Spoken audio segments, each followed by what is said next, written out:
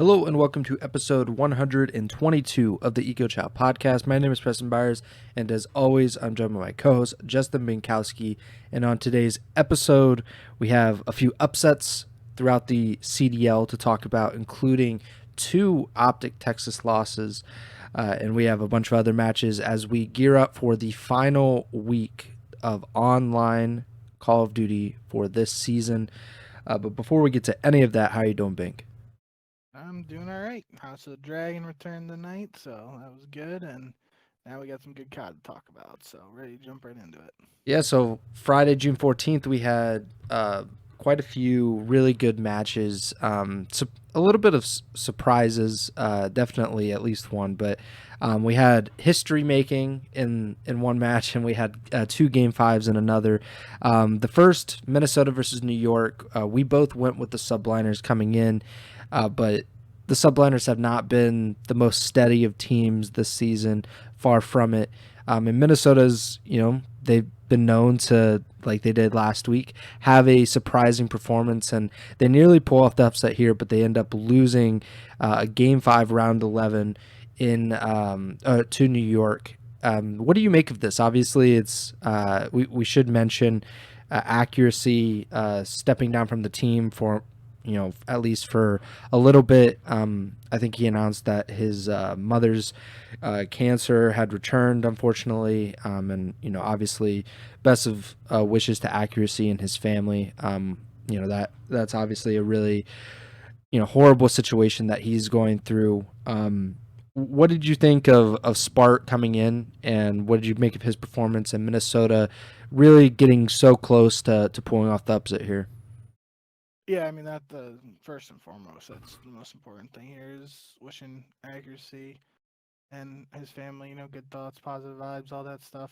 Hope I don't remember when the situation really started for him because it feels. I mean, obviously it was when we were doing with the podcast because I know we talked about it, but um, you know, don't know all the details and whatnot, but seemingly his mom beat it once before, and has been putting up the fight that you want people in that situation to show. So tough situation, but obviously hoping the best for him and his family, and hopefully everything works out. But um, yeah, I mean this is a match you expect New York to win, even with Minnesota's full roster, and Mm-hmm.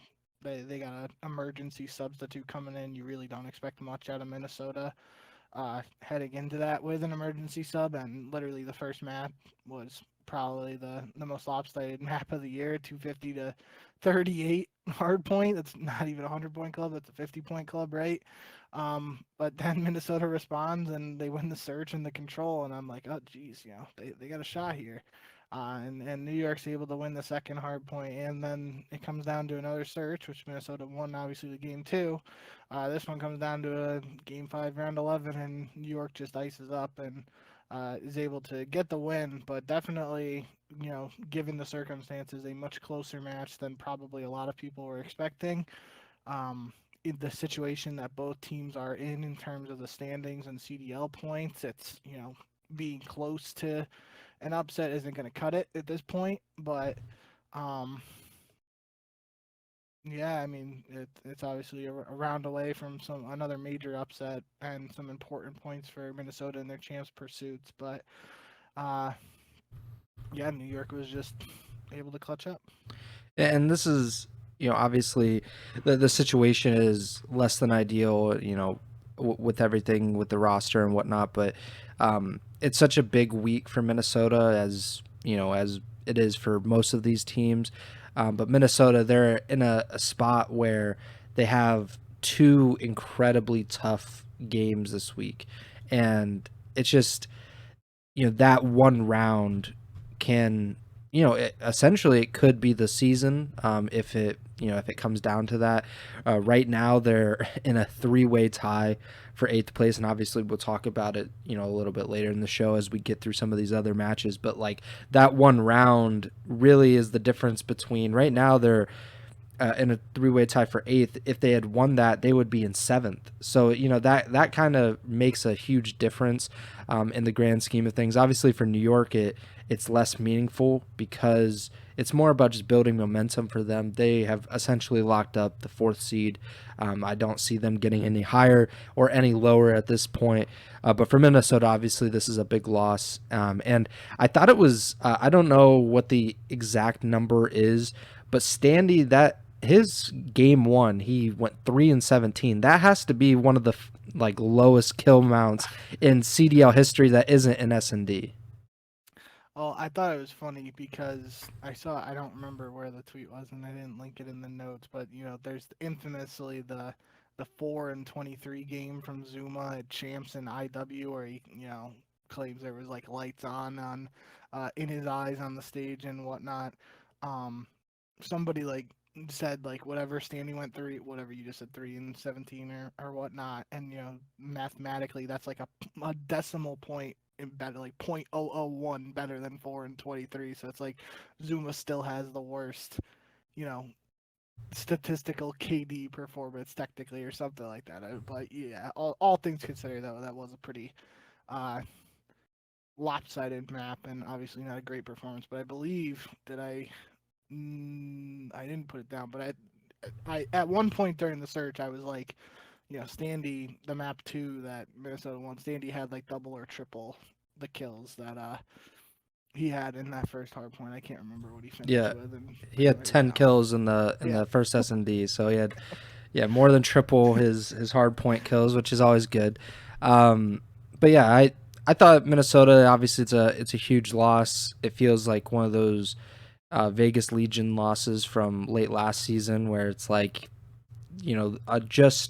just a little bit better, and it could essentially turn the season around. It could make the season all worthwhile. But we also have the last week of qualifiers. We still have a major, so they can definitely turn that around. They can definitely essentially erase this kind of result and make it meaningless in the end. But it is, at this point, it is a big loss. Moving on, though, we have OpTic and Carolina. So we talked about it last week, OpTic losing to Minnesota, and how that's just a weird loss because Minnesota had been kind of drifting in the wind at that point. OpTic, of course, they won Major 3. They came into the Major 4 qualifiers with a very good chance to surpass Atlanta FaZe for that first seed in the CDL. I think they were only 10 15 points behind, so they really were not that far behind. And if they had continued to do what they did in the Major 3 qualifiers and at Major 4, then they would be able to surpass FaZe. That's probably not going to happen at this point. Like, I think it's still actually possible, but it's probably not realistic now. They lose to the Carolina Royal Ravens, which, I mean, they almost pulled off the reverse sweep. This was not a great series from Clay. He even said so. I think he was pretty disappointed with some of his performance, but they end up winning. And they win a game 5, which, I mean, Carolina, some of these bottom 8 teams are very inconsistent when it comes to clutching up, but Carolina is able to do so here. They win both S&Ds. Of course, that is a trend that we've talked about. We've talked about the S&D game for Carolina this season, but I think the bigger story is probably OpTic to lose 2 matches now to, and we'll get to it later, but 2 matches to 2 of the worst or 2 of the most inconsistent teams in the league. Is that a big deal to you?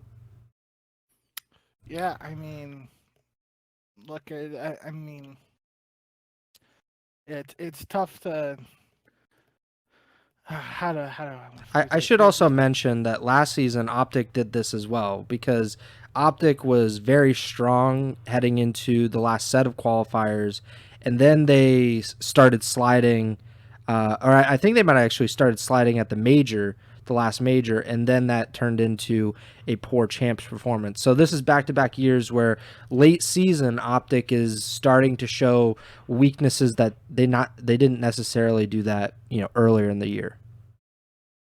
I just feel, I mean, obviously we're going to talk about OpTic more when we get to today's matches too, but just in terms of this whole set of qualifiers, like it started out as, they're obviously suffering some upsets and losses, but it seemed like they were testing out map pool, yada yada, all this.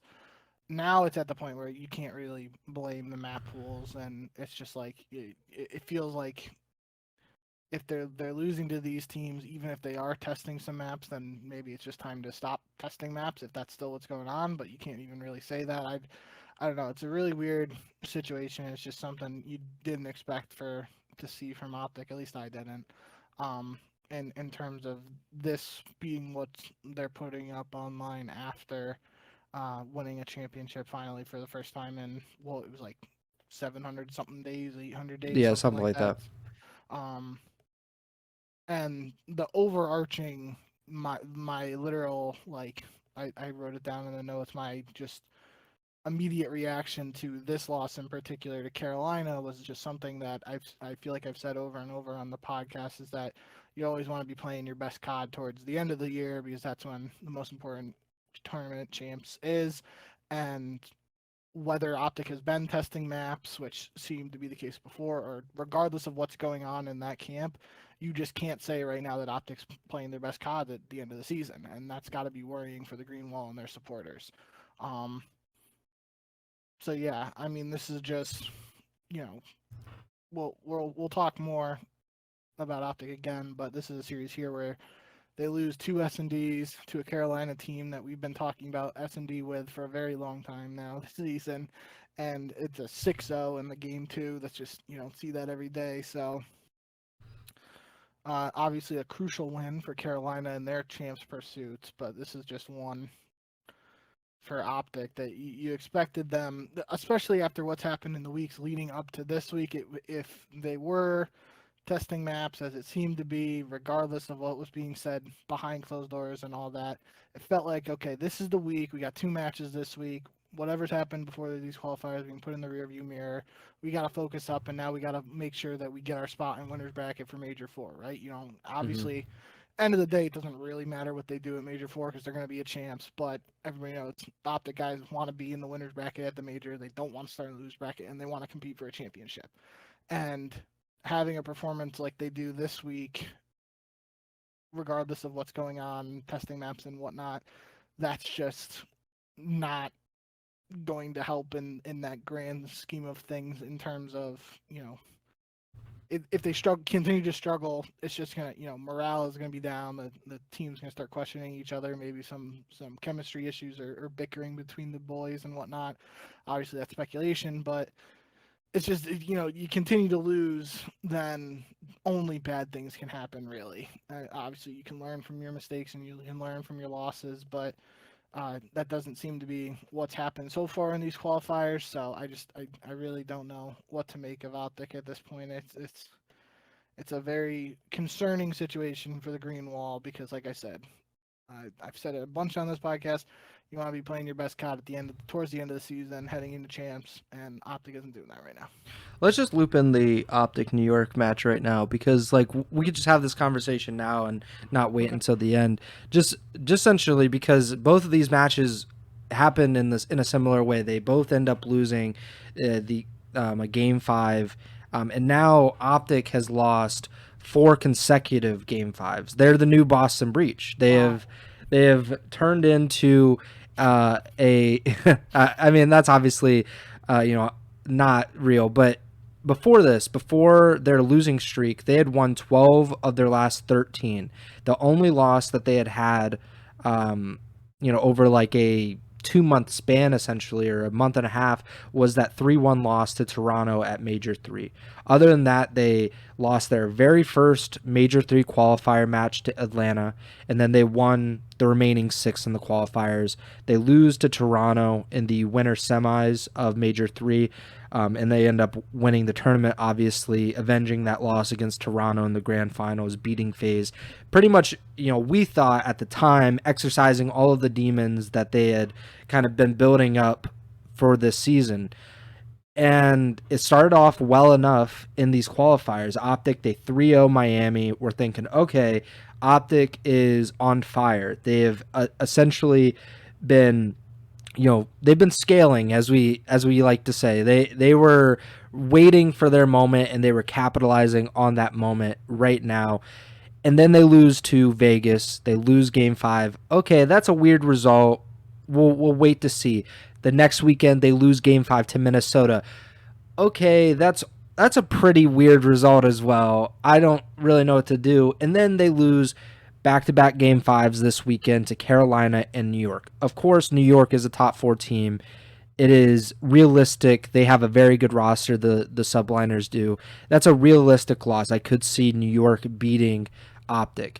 And they went to a game 5 with New York at Major 3. So that's not like a weird loss, but they losing to Carolina, Minnesota, and Vegas all in the same qualifiers. There's no way that's not concerning. And to lose game 5s like that, of course, it is kind of a coin flip in some of these situations, as we talked about with Boston.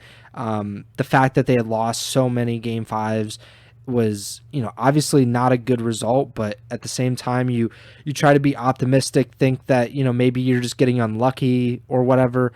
But they shouldn't be in these situations to begin with these teams. And like you said, it doesn't matter that you're trying to expand your map pool or work out some of the kinks that you have in whatever maps that you want to play with at Major 4 and obviously at Champs. They shouldn't be in these situations, and they are. And I think it there's going to be so much concern, I'm sure, about what these teams or there's going to be concern about OpTic, about if this team has it to win. Major 4 is kind of I don't want to say it's like pointless, because the momentum definitely means something, but like in the grand scheme of things, Champs is what they're building to. And right now, they just need to work out some of the issues that they're having, but they might only get one match at this point at Major 4. If things keep spiraling like this, that would obviously be worst case scenario, going in, starting in losers bracket at Major 4 and then getting bounced. But it's not super unrealistic. So I want to get your thoughts on OpTic right now, just in the full view of it now. 4 straight losses, all game 5s, and they have a very real possibility of starting Major 4 in the losers bracket and really finishing off the regular season as poorly as a championship contender can. Yeah, I mean that this obviously has massive implications for the rest of the teams too, just because um with OpTic potentially starting in the losers bracket, that is on paper a much tougher matchup than, say, Boston Breach or another team you would more likely expect to face in the first round of the losers bracket, not OpTic, who's a consensus top 4 team this year. Um but that aside, just recently you mentioned the game 5s to this weekend in particular, they went 0-4 in Search and Destroy, and obviously you're going to have losses in Search and Destroy if you're losing game 5s, but 0-4 in Search, Allie was talking on the desk about just recent Search struggles, so 0-4 this week plus the other game 5s losses that you mentioned. If I had to guess, they don't have a great Search and Destroy record in these qualifiers, and that's something, you know, that's always a topic for us on the podcast. And uh, if OpTic was dominating in the respawns, it probably wouldn't be as big of a deal and might not be as much of a topic of conversation. But if they can't win a game 5 right now, and that's causing them to lose these series, then that's the most obvious area to look at right now, is trying to fix Search and Destroy. What are we doing differently from when they played well at Major 3? Like what are we doing differently from when we were winning in the Major 2 and Major 3 qualifiers and all that stuff? Like they had the stretch where they literally didn't lose to anybody not named Atlanta FaZe for like 2-3 months or whatever it was. Now we're losing to Carolina and Minnesota and Vegas. Like it's not a great spot to be in for the Green Wall and those OpTic supporters, but um I mean, yeah, that's got to be the silver lining in this right now, is that it's just um you got your championship this year. They expect multiple and first at every event. We always say that.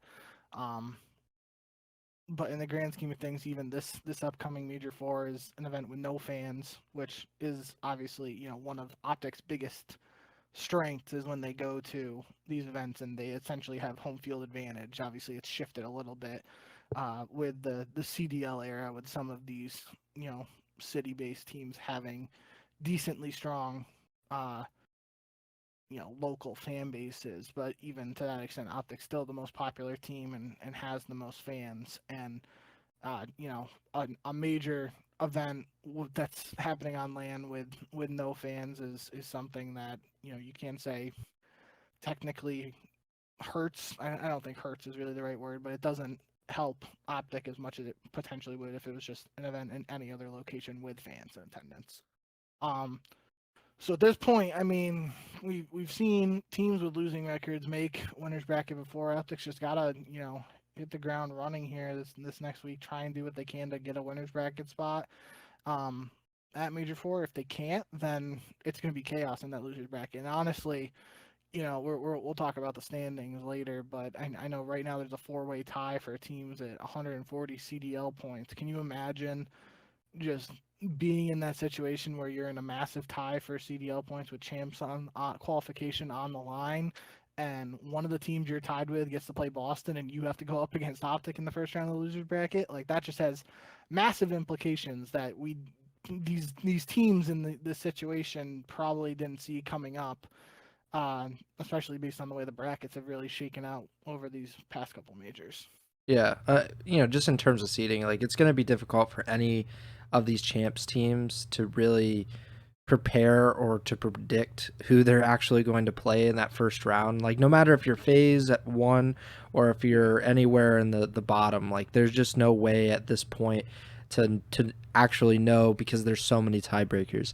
As for OpTic, and the last thing I'll say on this is just like the bright side is they have I guess like a tune-up game essentially this week against Boston. Like that is like if you lose that, then what the hell are we doing? But like if so I expect them to win that. I expect them to at least get some kind of momentum or some kind of a little bit of their footing. Maybe find that again. But then they play Toronto, and that can obviously be a very difficult matchup for them. And then they have the major, and like you said, I definitely agree on that. That it might not be a disadvantage for OpTic, but they would have an advantage, or it is an advantage that OpTic has so many fans. They have such a vocal fan base whenever they go to a major. Not to have that is kind of like it sucks for them, I'm sure, or it's good for other teams at least. But they do have these last two qualifying matches. They do have Major Four, however many matches they have there before they get to champs. And I'm sure there is a lot of talk in that camp about what needs to be fixed. Obviously, the S&D is first and foremost 2-7 in the Major Four qualifiers in Search and Destroy. But I mean, that's not like an easy fix sometimes, especially because they're losing to teams that aren't necessarily super great. Like obviously FaZe, that was what slipped Atlanta up at Major 3. Was the S&D kind of fell out of they were in rhythm, and it kind of fell out of rhythm at Major 3. If that's the case with OpTic, who knows how long that would take to get back in rhythm to work out the issues that they may be having. I'm just really surprised that I could see losing a match here or there. That happens all the time, especially online Call of Duty. But this is now over a 3-week span. They lost the first weekend, they lost to Vegas, then they lost their only match last week to Minnesota, and then 2 this weekend. That seems more indicative of an actual issue versus a fluke here or there. I don't know if you can really fluke 3 weeks, 4 matches in a row. I mean, in the grand scheme of things, too, like the overall picture of the league now, like record wise, OpTic is in third for CDL points at 415. Toronto's in second at 430. for match win-loss, we've talked about New York and their inconsistencies this year. They are 24-14 for a series count. Now OpTic is 29-13. Obviously, OpTic's made it Mhm. further in more tournaments than New York's. They played more matches, but that the series losses. New York has only lost one more series than OpTic this year now, and we've talked about New York on multiple occasions. The inconsistencies and them being like on the fringe of are they still a top four, even though I feel like for the most part we've agreed at least that we still consider them in our top four. But that's at least been a conversation I feel like in the community and a talking point throughout New York's season so far this year. Now now OpTic, sorry, is in a position where they've lost one less series than a team like New York, who, you look at these standings again too. It's kind of weird to even say this, but it makes a lot of sense. So FaZe is 33-6 overall series count. Toronto 30-8. OpTic is 29-13, and New York is 24-14. Next is Miami at 15-19. So there are only 4 teams, the top 4, that are over 500 this year on the year, which is kind of, it kind of solidifies what we've been saying, but I haven't actually seen it in that context, and it really puts it into perspective. But yeah, I mean, it's definitely a worrying sign for OpTic. But as much as we're talking about OpTic here, we can't discredit what Carolina and New York were able to do. Mhm. Maybe not New York as much as Carolina is what I'm about to say. Obviously, it's an important win for both teams, but it was a very important win for Carolina because they're in that position to, they need as many points as they can get. New York isn't in that position. They want to win, but they don't necessarily need to worry about the points aspect of it. Yeah. But both teams played well in a match against a tough team who's the defending champ, regardless of what they've been doing so far. And New York in particular, in this series today, they really showed up in the control with a reverse sweep that kind of, they won the round 11 in the game 2 search, and then they went down 0-2 in the control and were able to reverse sweep that control to take a 2-1 series lead. If the round 11 goes the differently and OpTic is able to close out the control, we're talking about OpTic with a 3-0 here over a top 4 team, and that probably changes the whole narrative of our conversation tonight. Mhm. So New York, Sib in particular, went on a massive streak in the 4th round, carried it into the 5th round, and then even there was the 4th map where New York was up 100 points on Rio Hardpoint, and New York or OpTic made a comeback to even force the game 5. So it's not all doom and gloom. There are some positives for OpTic that if you're looking for them, you can find them. But I do it's still worrying, and we're gonna have to see. I do think if they end up losing to Boston this upcoming week, that's just like a massive red flag. I feel like we're throwing up red flags here, saying we're worried and concerned, but that would be almost like the final straw. It's like, okay, what the heck's going on here? Like they just that would be unacceptable in my eyes. But yeah, as much as we're focusing on OpTic, it was massive wins for Carolina and New York. They showed up when they had to and got the job done, and we're just gonna have to see where OpTic goes from here. I know this series isn't like the perfect example for this, but I think it's like really clear that if New York was like on the level of the top 3, Toronto, OpTic, and Atlanta, or somewhat close in the standings, I think it would be like Hydra's name would be in that MVP conversation, because like he's super valuable to this team. Like he played very poorly in the second hard point, the very close loss in game 4. Obviously that could have cost them, but I think like his value to New York cannot be understated. He is incredible. And he's played like statistically, he is one of the best players in the league, but he obviously hasn't gotten the shine that he did last year, of course, because New York's performances as a team have not been up to par, or definitely. I mean, maybe that'll change if New York can end up winning Major 4, then things definitely could shift. He's not going to win MVP, I think, regardless of that. But like even then, that would make everything even more interesting if another team, a different team, could win Major Four, especially if it was New York. But yeah, I thought Hydra played decently well. I figured that this was a good time, as good of a time as any, to just mention that he is a very good player. If you guys didn't know, he's pretty decent at Call of Duty.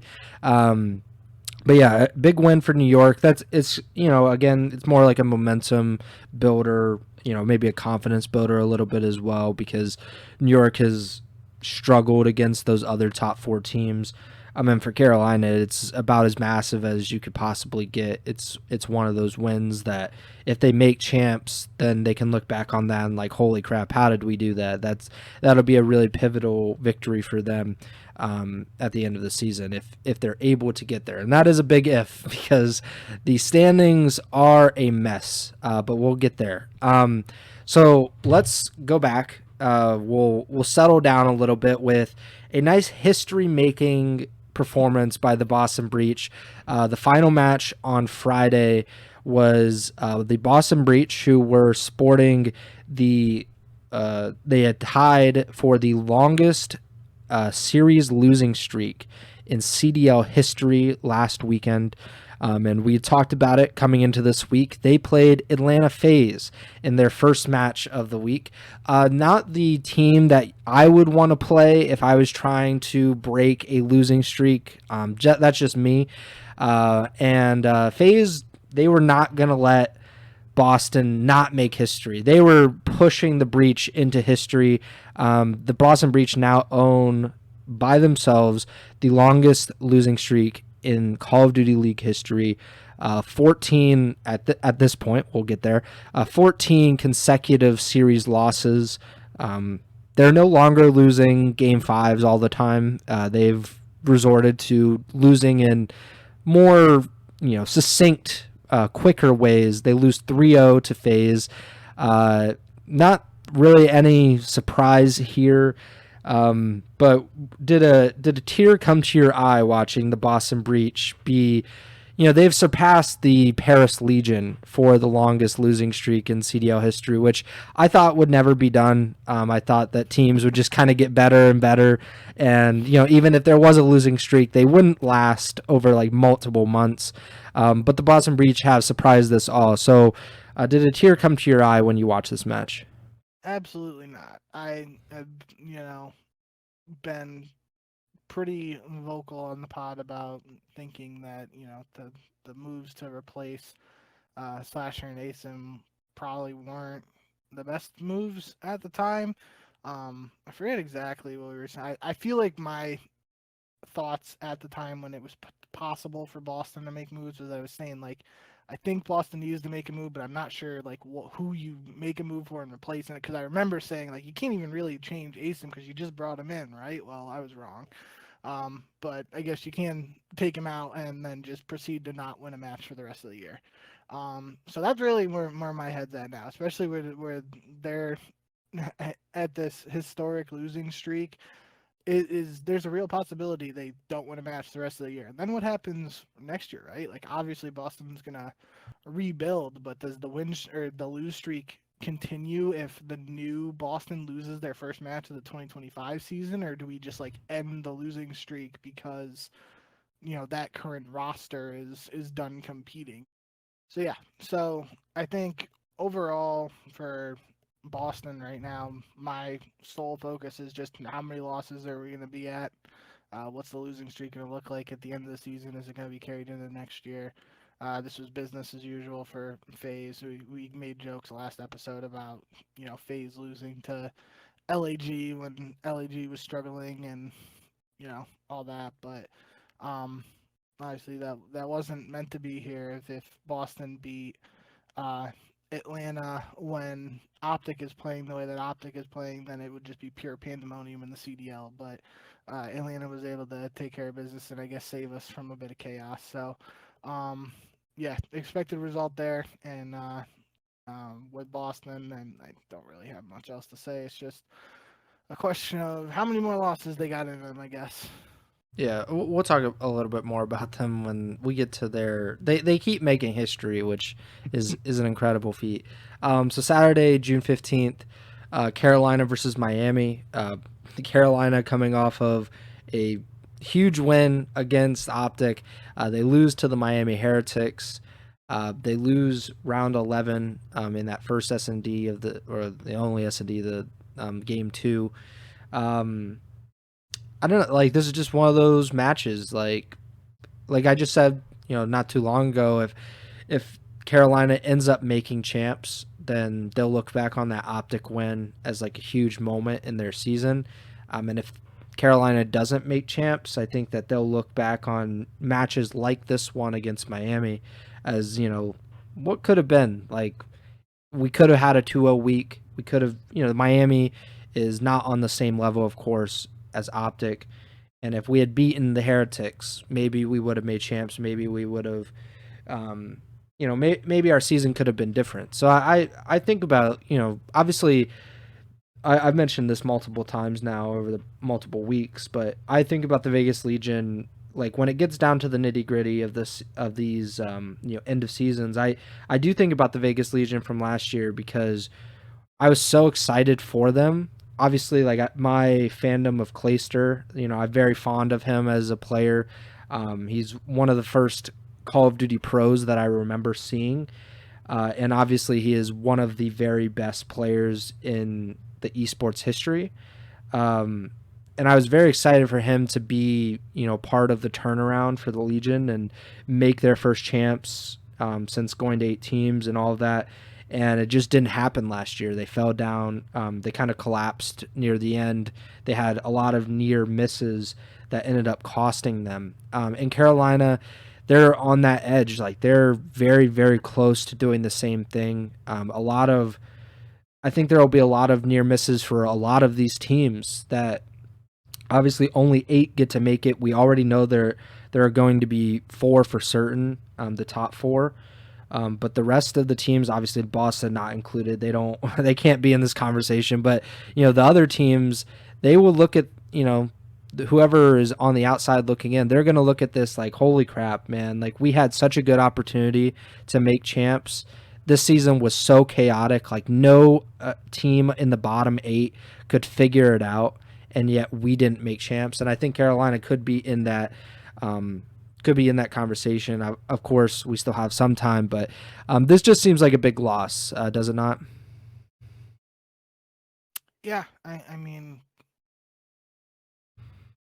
in terms of where they are in the standings, yeah, it's just comparison to them, in comparison to them beating OpTic, it's a match like coming off of a major win like that. You probably expect Carolina to put up more of a fight against a team like Miami, and at least that's where my head was at after seeing Carolina actually beat OpTic and heading into this. Even though I had picked Miami to win this one, I was kind of like, okay, Carolina's got momentum on their side; they can probably win this one. But Miami's just been playing pretty well recently, especially with Real in tow, and this was a bit of a revenge match for him, even though it was his Carolina tenure was outside of his control, visa issues and whatnot. But the thing that stands out to me, and obviously, we've talked about Carolina's search multiple times over the course of the season, but losing the 6-5 search here after you win 2 searches against OpTic, is that, again, more of a reflection of OpTic's S&D play, or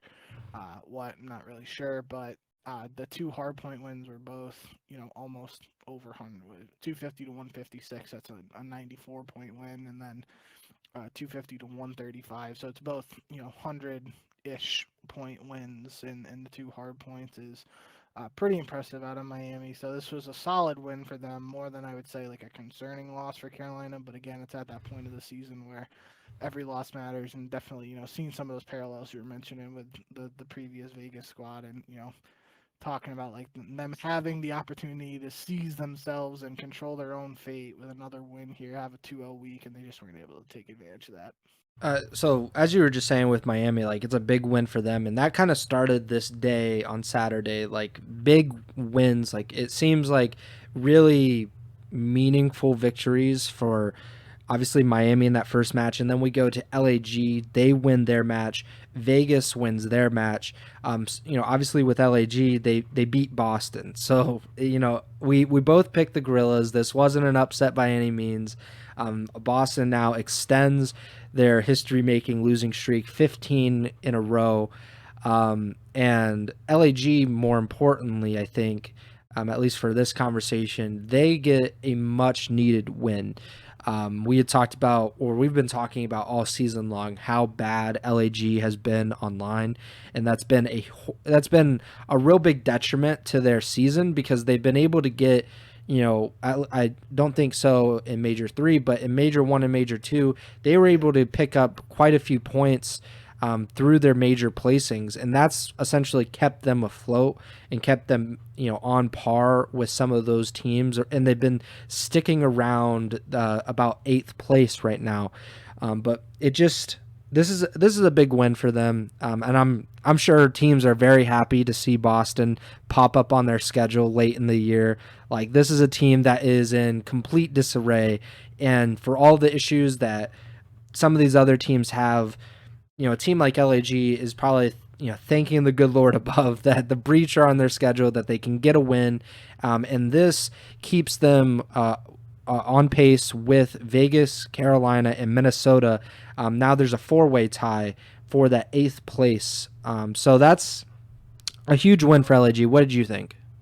Well, we'll get to the 4-way tie happens because of the last match of the day today, but obviously that can't happen before this one. And this was one I at least said on the last episode that, given the state of Boston and their level of play over the last couple of months and LAG's play online in particular, this was potentially a winnable match for Boston, and LAG just shut down any notions of that here with a solid 3-0 victory, very convincing in all 3 maps. So really, not much you could say. I mean, technically, even with the tie, like I guess LAG jumped Minnesota now, but you're still playing like the team. I'm talking about Boston. Boston's in last place. Your playing a team directly above you in the standings, not like the team all the way in first. And it's not a very competitive series. Like, that's just,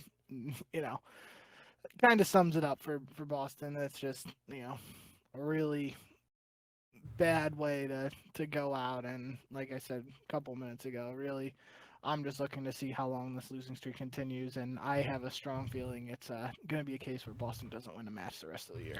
Yeah, and we talked about that. I think you just like briefly mentioned it earlier, and like a few weeks ago now, or maybe now a month ago. You're like, it'd be kind of weird if they didn't win at all. And I was saying like, but that's a long time not to win, and now we're getting there, and it looks like it could be the rest of the season.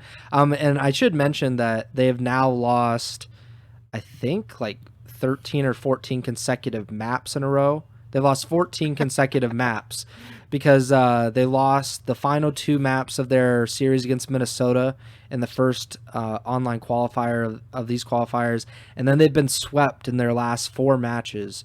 So I don't remember what the exact longest map losing streak is, but they could be getting there. 14 in a row is nothing to scoff at, and like I mentioned earlier, they play OpTic in their first match of this week, so it is not getting any easier for them.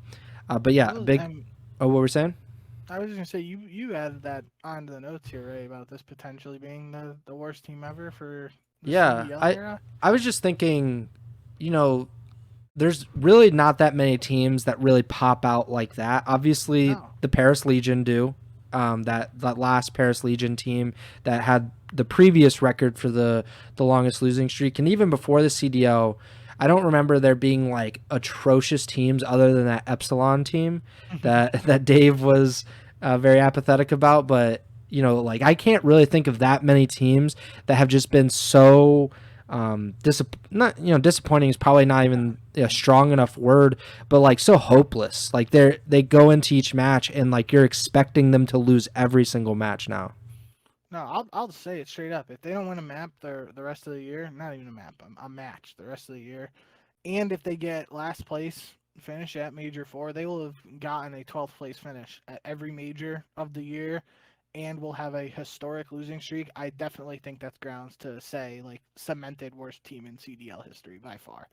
Maybe if you look at, like, COD overall history and all that, then, you know, you might be able to throw some other names in there, but I definitely think in the CDL era, because even, like, you're talking about, like, the Paris teams, I would say one of the teams that would be at least, like, in the conversation for maybe not worst teams, but biggest letdowns in the CDL era was that original Seattle Surge team in MW Yeah, they were stinky. 2019 with, you know, with Karma and Octane, Karma, Enable, Slacked. Like, people had high expectations for that team, and they did not play well. But they still played a lot better than Boston is playing right now.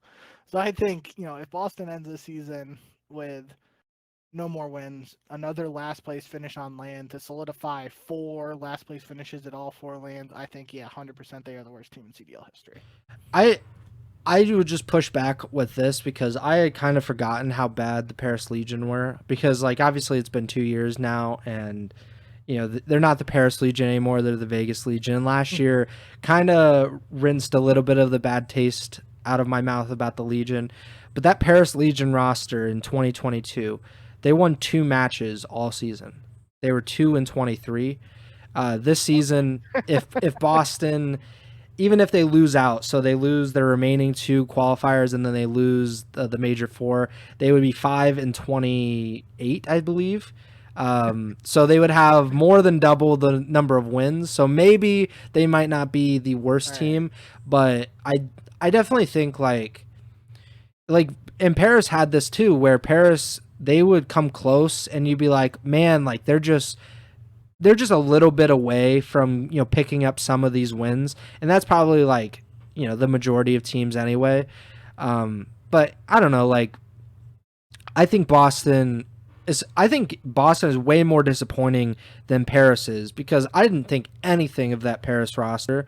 Like obviously we've talked about it before, like I really like Temp. I think he's a very good player, and like he was obviously like the best player on that team, and they just kind of like stunk. Like you couldn't really do anything about it. But that roster, other than him, was pretty bad. Like I didn't really expect a ton from that.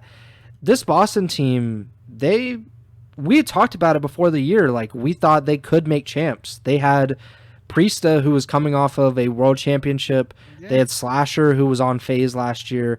Obviously, Capsule was a very promising young player, and we've talked about Snoopy a lot. Like they're up there with Seattle, that first or second Seattle team, because Seattle before Pred and Sib was pretty bad, but they're one of the most disappointing teams and the biggest letdowns in COD history. Like there's no way around that, especially if they lose out the rest of the season. They are just one of the worst teams in CDL history or Call of Duty history, and there's no reason for that. Snoopy's supposed to be, you know, a almost like a star player, and he's gonna be on one of the teams that, well, he is on the longest losing streak, and who knows what the map losing streak will be. And it's a bad situation for Boston, and they're an organization we have mentioned in the past that has been very competitive, like surprisingly competitive at times, and especially with how they came into the CDL, they were so late in the process, and they built a roster that was able to make champs that first year. You know, for them to, you know, kind of lay an egg like this year, I think that's a huge problem. And we talked about it earlier in the year. It wouldn't be surprising to see some organizational changes at the end of this year, just simply because, like, what do you even do when you have such a bad season like this? Like any traditional sports team would probably wipe out the front office, the coaching staff. Like most teams just completely start over at this point.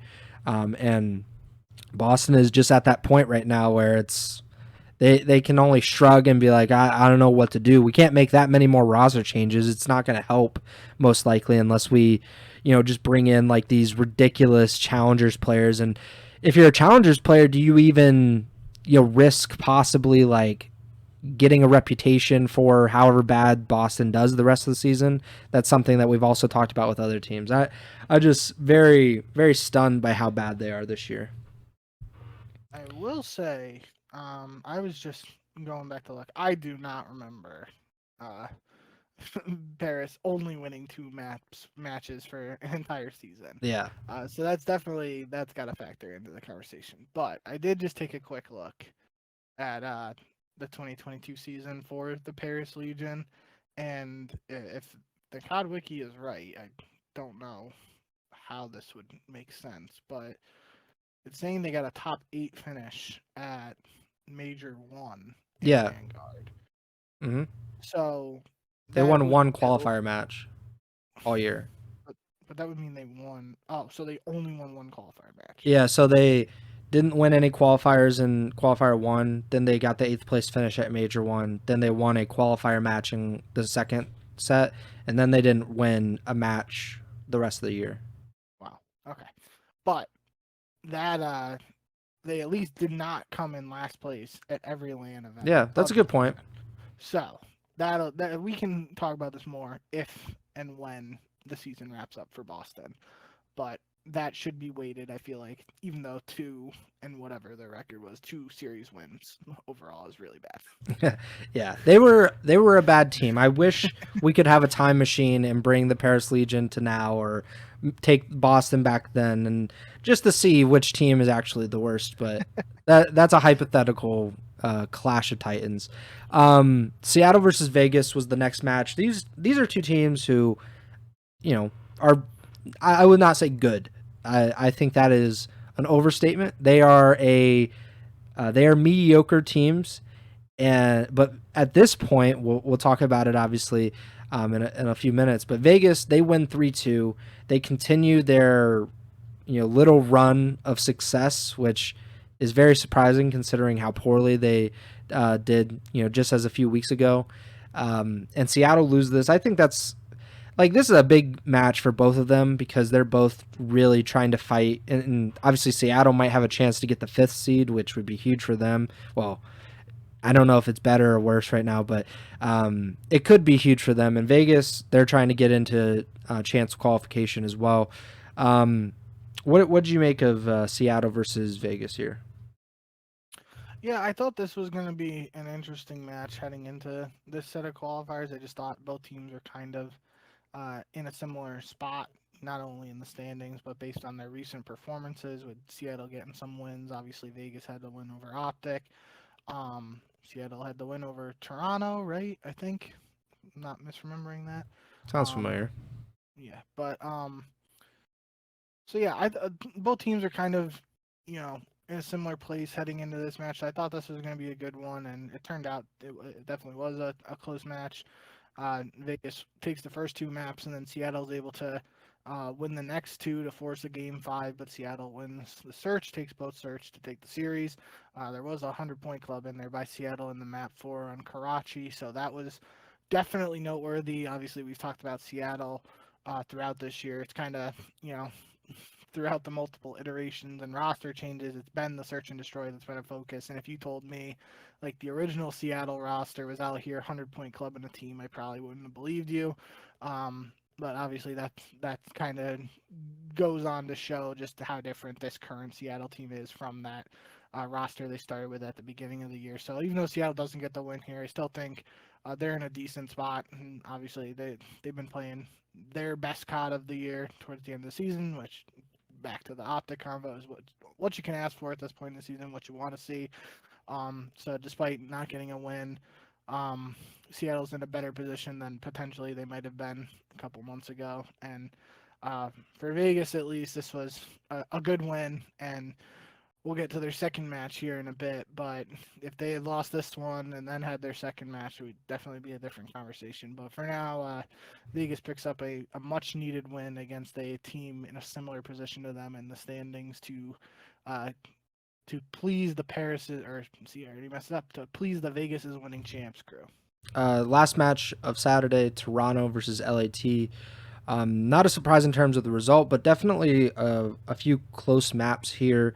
LAT did give a pretty good fight. but ultimately lose 3-1 to the Toronto Ultra. The Thieves win a round 11 in S&D to take their only map of the series. But I think this was pretty much what you would expect out of these two teams. LAT is not an incredible respawn team. Toronto is obviously the much stronger overall team, and they proved that here. I'm just going to loop in this next match too. The first match on Yeah, Sunday for of course. Toronto is Toronto versus Minnesota. It's another 3-1. Both of these matches, Toronto versus LAT and Toronto versus Minnesota, Toronto wins both 3-1, but they lose the search. So they go 6-0 in the respawns, but 0-2 in the search this weekend. And then I'm scrolling a little bit more here too in the results, and they played Miami on Sunday, June 9th, which was last Sunday.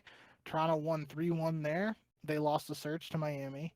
I'm going to keep scrolling here to see if this continues, because obviously we've kind of talked about Toronto search uh, a little bit. They had a 3-0 over Vegas on June 1st. And then they lost And 3-2 to Seattle. lost to Seattle with the reverse sweep. So they've won 2 searches at least. But that's 3 straight matches where they've won 3-1 and lost the search. So they're 0-3 in their last 3 searches.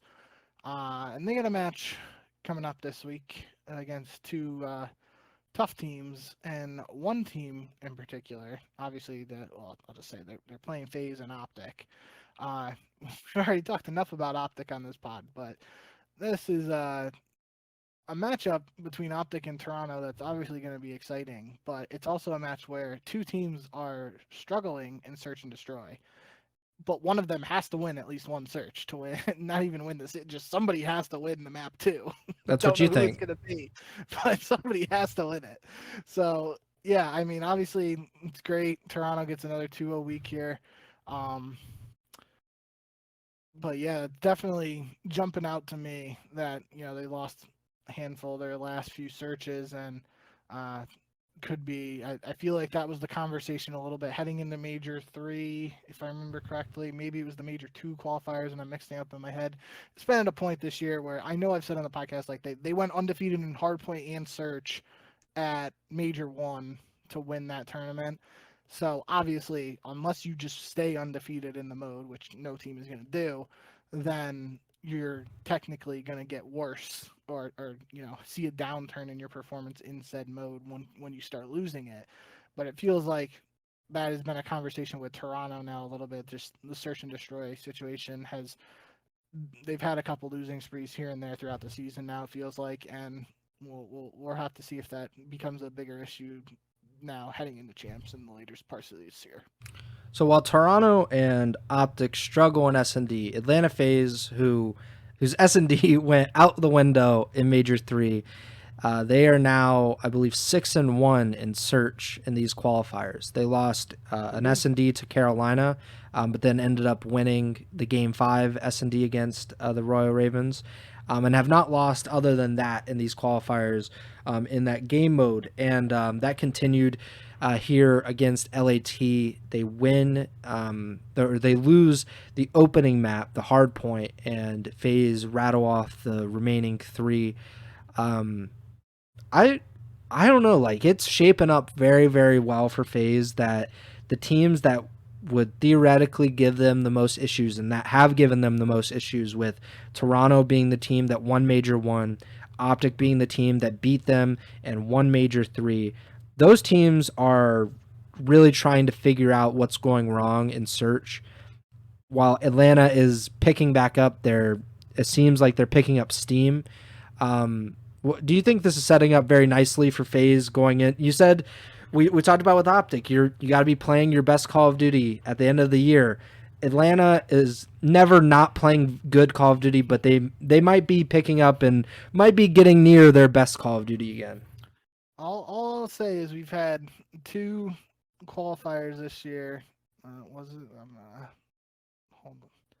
No, we've actually in all 3 qualifiers this year, we've had a team go 7-0, and that team hasn't won that particular event in any instance. Atlanta went 7-0 Major 1 qualifiers.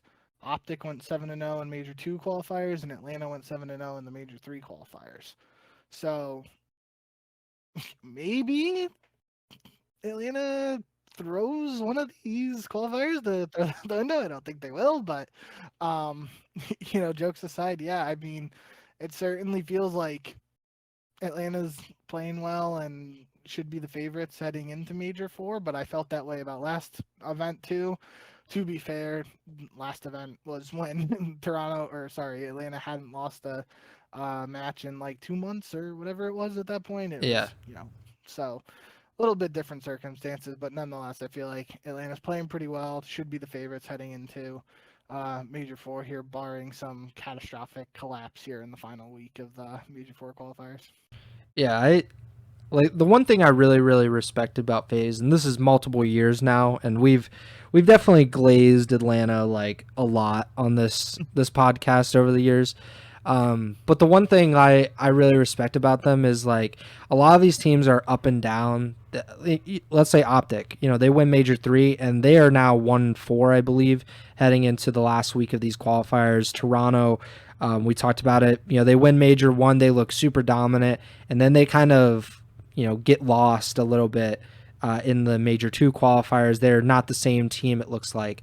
FaZe just is like consistent. Like they might not win every single major, and I believe there was some stat like FaZe's record on LAN like before like Sunday is like some ridiculous number, and then they have like a 500 record on like championship Sunday of CDL events.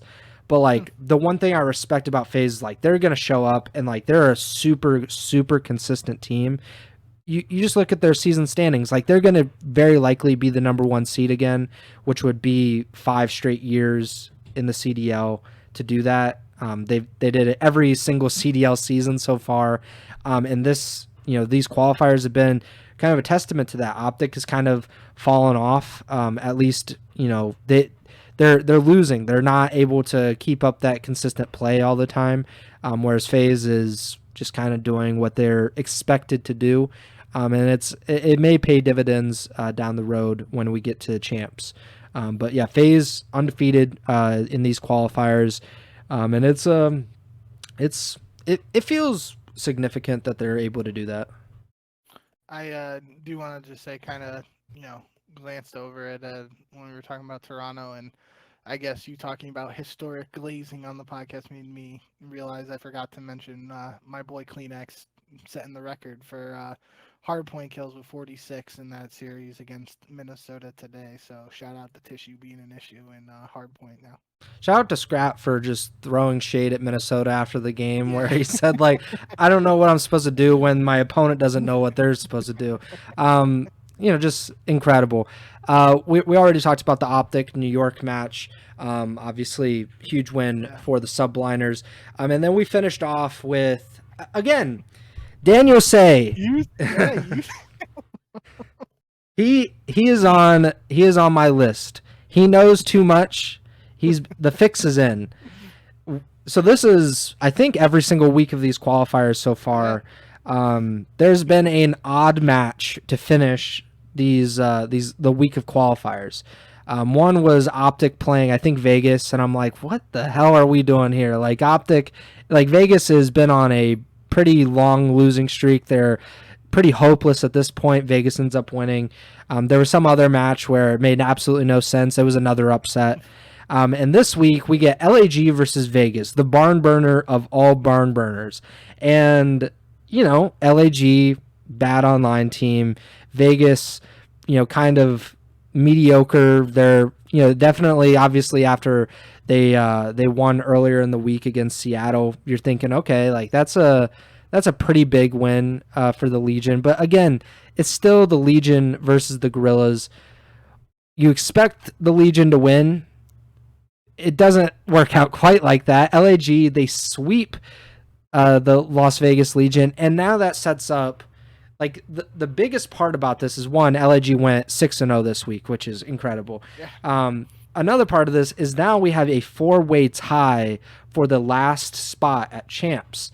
Of course, we do have a final week of qualifiers, and we have Major 4, but this sets up a gigantic week of implications.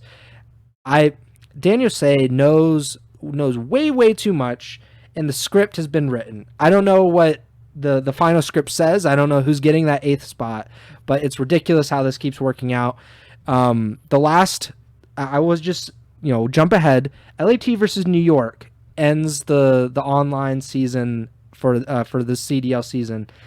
I don't think that's as ridiculous as a lot of these other matches have been, but I'm just expecting some kind of like controversy or something. Something's going to happen at LAT versus New York, and then I'm not going to show up to the next podcast because I'm going to have to fly out to LA and scope out Daniel Say, make sure that he's not doing something more nefarious. But yeah, LAG 6-0 this week, 2-0 in the series, and the 4-way tie at 140 points. So now, just to set the stage, Minnesota, LAG, Carolina, and Vegas are all tied at 140. LAT is 5 points ahead in 7th place at 145. According to the CDL website, Vegas would hold that 8th spot. I don't know if that's correct or not, but it's got to be. Yeah, they're 13 and 19. The other teams only have 12, 12, and 11 map wins. So then it's map win percentage too. Is they have the highest? They're 40%. The other teams are 34, 34, and 32. So I feel like they got the tiebreaker advantage there. That's why. Yeah. So obviously we have 7 teams separated by 20 points in the CDL from 5th to 11th. And in a 4-way tie for 8th place. What do you make of this? What do you make of my conspiracy theory? What do you make of the fact that we are now going down to the wire with 4 teams, well, really 7 teams, all vying for 4 spots? Yeah, this was a very unexpected result that's leading to more chaos, I guess. And, I did say, when I predicted Vegas to go 2-0 this week, I said I feel like every time I pick Vegas to go 2-0, they always let me down in some fashion. And I feel like if they were to go 1-1 this week, it would have been losing to Seattle and beating LAG. But nonetheless, here we are. They get 3-0'd by LAG. Like you said, 6-0 map count for LAG, 2-0 performance. So literally the best they could have done this week given their position. So kudos to them. But yeah, the tie and the points and everything where we're at now is just, it's shaping up to be one hell of an end of the season with one more week of these qualifiers. And then, obviously some stuff can shift in this last week of the qualifiers coming up, but then the LAN is going to be make or break, and all these teams are going to know how many points they're at. They're going to know, like, hey, we got to make top 4 to make champs, right? Like, some teams are inevitably going to be in that situation, and then other teams are going to be like, okay, well, we just have to win one match, and these teams need to lose.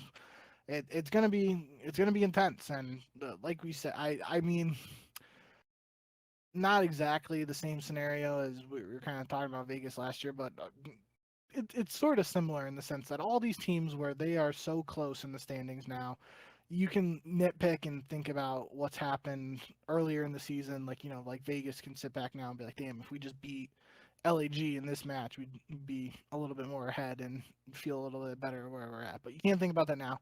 You just got to realize, at least given the place that you're in the standings, like, you still control your own fate. As long as you win, you don't have to necessarily worry about what the other teams are doing. Yeah, you don't want the teams around you to win. It would make things easier, but you just have to take care of business on your end, and then everything else will, however it shapes up, is what's going to happen. But if you win at the end of the day, then you're doing what you can to positively impact your placing, and that's all you can do. If you just lose, it's over. So yeah, get into the heart of it, and it's going to be interesting to see how it all shakes out. I will say this: if you're listening to this podcast and for whatever reason you don't watch the CDO on a regular basis, or maybe you just don't tune in for every week of the online qualifiers, understandably so. Some of these weeks are kind of a drag. This is a week of online qualifiers that you should tune in for. This is the most important week of online Call of Duty of the year. And there are not only for champs implications and it's tied into this, but we're talking about teams are it's going to make or break on this week whether they start in winner's bracket or loser's bracket for Major 4, which in turn will decide how much breathing room they will get for champs. I really like it, the difference between starting in winners and losers bracket for Major 4 and having like one more opportunity to get even more CDL points to win a match, to get 15 or 20 CDL points, that cannot be overstated at this point. So obviously if you're going to tune in for a week of online Call of Duty, this is the week to do it. I will quickly run through the standings. Before we do that, let me just say the pick'em right now. You are 146 and 66 for the season. You went 9-2 this week. I went 6-5. Not a great week for me. Probably one of my worst weeks of the season. And I am 138 and 74 on the year. Tremor, he's kind of like Boston right now. Winless, 0-1 for the year.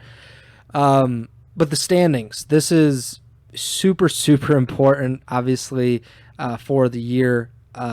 So Atlanta, Toronto, New York, OpTic, those 4 teams are in.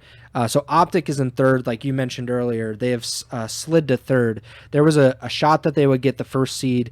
Right now, they're 60 points behind FaZe. I don't mathematically it's possible, obviously, because FaZe could technically double first round and OpTic win Major 4 or whatever, but it's very much looking like FaZe will be the number 1 seed heading into champs for a 5th consecutive season.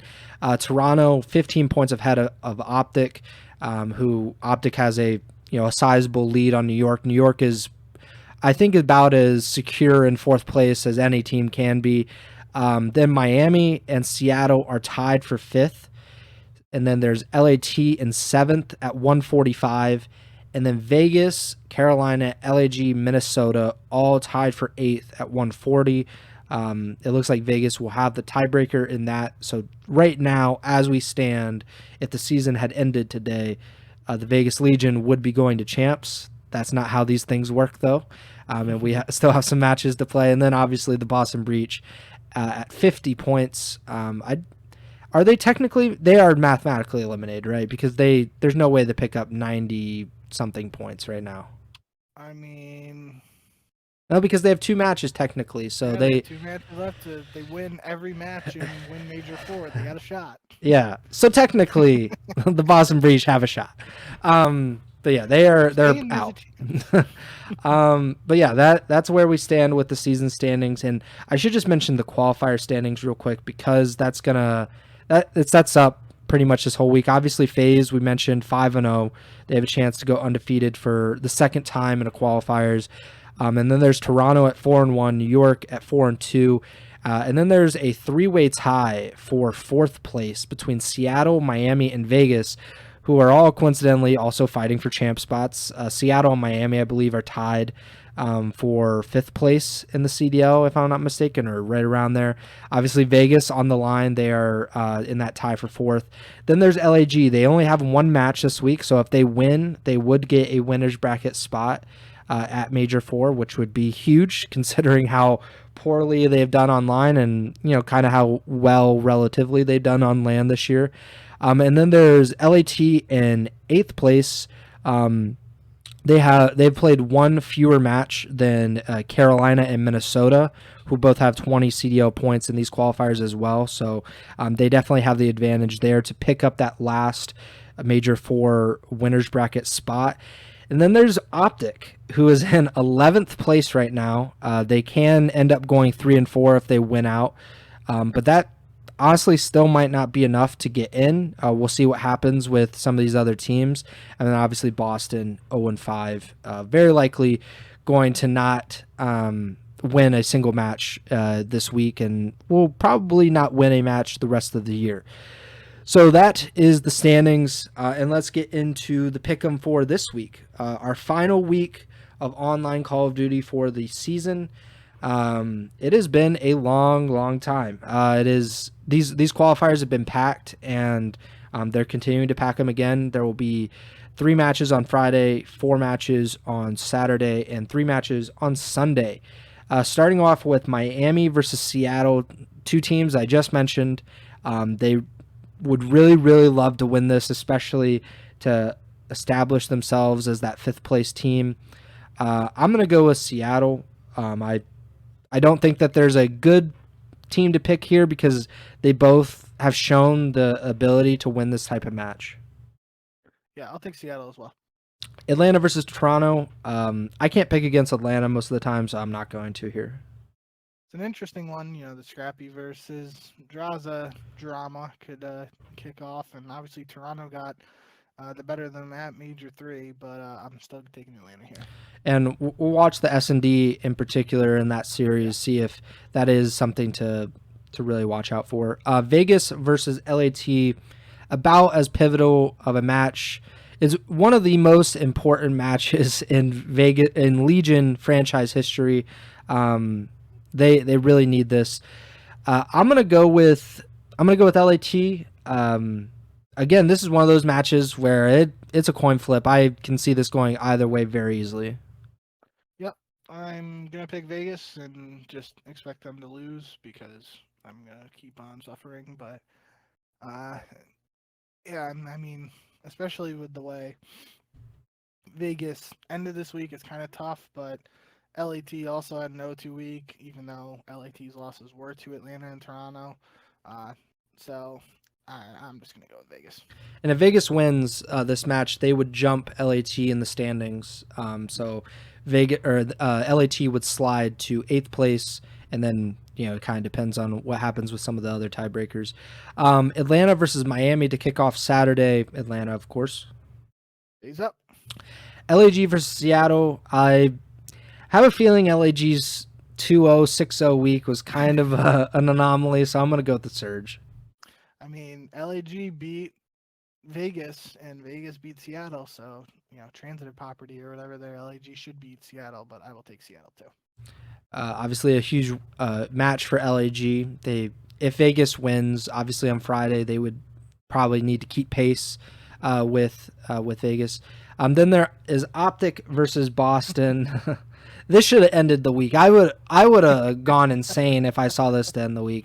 I'll go with OpTic. Yep, me too. Vegas versus Minnesota, another very pivotal game. I'm gonna go with Vegas. I have been pretty down on Minnesota without accuracy, and it just feels like their season might kind of be over. Yeah, I'm going to take Vegas too, which, just like last week, I'm going to say it, I'm picking them to go 2-0, which means they're inevitably not going to go 2-0, but I'm still going to go for it. They would take 1-1, though. They would be pretty happy with it, I think. Sunday, June 23rd, the final day of online Call of Duty, OpTic versus Toronto, which, why would this not end the season? I have absolutely no idea. I will go with, man, that is a tough match because they are both kind of stinky and search and destroy, and I'll say Toronto because they've shown a little more consistency of late. That's not a hot take, but I just feel a little more comfortable with the Ultra right now. Yeah, I'm going to go with Toronto too. And like I said, somebody has to win map 2 in this series, and I can't wait to see which team it is. Carolina versus Boston. This is the real test because if Carolina loses this, I believe that Clayster has officially been cursed. He sold his soul to win that championship in 2020. There's no other explanation, because this would be like this would be a horrible, horrible loss that would probably end their season. Like, not technically, but I think in reality, I will go with the Ravens, but I'm very scared for Clayster in Carolina. This is kind of similar to Boston this week, though, right? Like, Boston this week played Atlanta. We were both kind of like, yeah, barring something super weird happening, there's no shot. And then Boston plays LAG, and that's a match that's technically winnable. And now this final week coming up, they're playing OpTic, regardless of OpTic's, standings. That shouldn't be comparable to playing Atlanta in the sense of it's just almost a not winnable match for them. Then they play Carolina, which could be a very winnable match. So definitely an interesting one, but I'm going to have to go with Carolina and stick with the losing streak for Boston. This will be the first win in 3 months for them. for Boston or something. So it's I I Since cannot last year and Easton left. I cannot fathom. LAT versus New York to end the year, to end the regular season, or end the online regular season. Man, I will go with New York, but I think more highly of LAT than those other bottom 8 teams. I just don't think of them that highly. Yeah, I'm But gonna go with New York too. but the fact that it's ending the week seems notable, at least from what we've seen over the past few weeks. So yeah, that does it for today's show. Obviously, a little bit longer, a lot of implications for this week. Again, I implore you to tune in this week and watch at least a few of these online qualifiers. Like that. Let me try to pick out a match or two. Like obviously, if you want to watch like the best teams or teams that are at the very top, Atlanta versus Toronto, OpTic versus Toronto, like those matches are very notable just because those are three of the three championship contenders, and then there's New York as well. But obviously, like LAG versus Seattle could be very interesting. Vegas versus Minnesota can be that could get messy, but that could be a really really fun match. Standy revenge game, who knows? Um, Carolina Boston, if you want to watch Boston get their whatever that would be their 17th consecutive loss, most likely. So a lot of very fun matches this week, and you can tune in on YouTube if you would like to. But we appreciate you guys listening and watching and supporting us all season long. We're almost to the end of the year. Just have the Major 4 preview next week, and then we have, I think you said, a week between Major 4 or 2 weeks between Major 4 and then champs.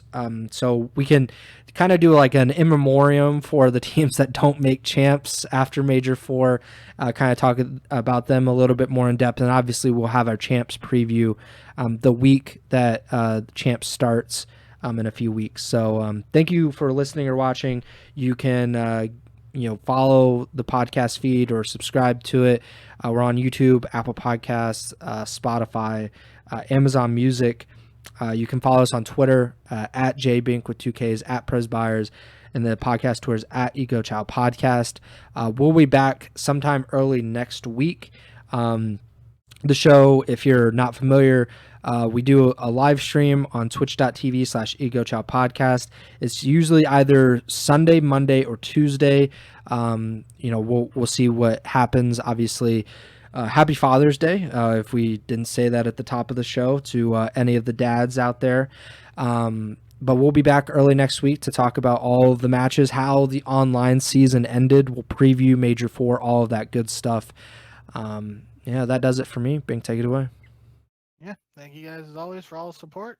Like Preston said, we're getting towards the end here, and notably getting to the end of the online portion. So one more week online matches, and then we got one more regular season LAN and champs. So can't wait to break it all down with you. Hope you guys enjoyed the streams and pods lately. Let us know if you got any feedback and whatnot. And other than that, we'll see you next week when we do see you. Remember to send the chow.